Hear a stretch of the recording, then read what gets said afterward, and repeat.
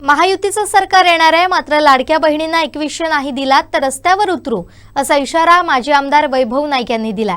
पदे येतील, सत्ता येतील, पद जातील, हे सगळंच होत असतं. परंतु विचार आपला आणि त्या विचाराला आपण काय देतो. खरं तर आज पराभवाने सिंधुदुर्ग जिल्ह्यात महाराष्ट्राची जनता सुद्धा हळहळली असं आपण म्हणू शकतो. कारण अनेक लोकांचे फोन येत आहेत. अनेक सामान्य लोकांना आपल्या कुटुंबाचा कुठे एक सदस्य आज निवडून घाललाय असं वाटतंय. आणि हाच खरंच माझा विषय आहे. कारण गेल्या 6 वर्षात जे काम केले ते सामान्य माणसासाठी करण्याचा प्रयत्न या ठिकाणी केला आहे. आज आपल्याला माहिती असेल की येणाऱ्या काळामध्ये सुद्धा जे विजय झाले त्यांचं उमेदवारांचं अभिनंदन मी त्या दिवशीच केलंय की जे विजय झाले त्यांचं अभिनंदन, त्यांनी चांगलं काम करावं. परंतु त्यांनी पण लक्षात ठेवावं की एखादी लोकशाहीमध्ये आहे. लोकशाहीमध्ये एखाद्या कार्यकर्त्याच्या विरोधात आपल्या विरोधात काम केलं पण कोणाला त्रास असेल तर त्यांच्यावर आम्ही रस्त्यावर सुद्धा उतरण्यास कमी पडणार नाही.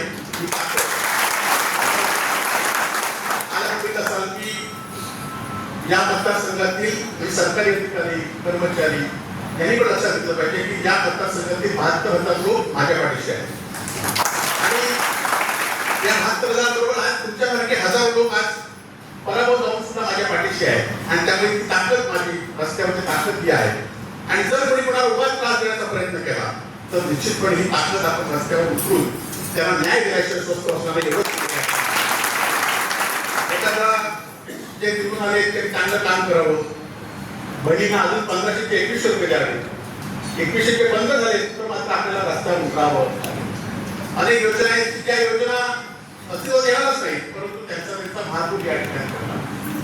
आणि खरं तर मी पहिले सांगितलं होतं की आम्ही निवडणूक लढवली की विचारावर निवडणूक लढवली होती. काही लोकांनी या निवडणुकीमध्ये वेगवेगळे विषय घेतले, पक्षाचे विषय घेतले, कधी नसलेल्या हिंदुत्वाचे विषय सुद्धा या लढावर आणले. खरं तर त्यांना माहित नाही की बाबरी मशीदच्या वेळी शिवसेनेची भूमिका घेतली ती महाराष्ट्रावर लोकांना माहिती होती आणि म्हणूनच हिंदूंना त्यावेळी काट म्हणायला जास्त आलं. परंतु आता 15 वर्ष सत्ता आहे आणि पुन्हा हिंदू कचरे अशा भूमिका मांडला, लोकांना त्यामध्ये बसवलं. परंतु ह्या भूमिका तुमच्या जास्त वेळ टिकणार नाही.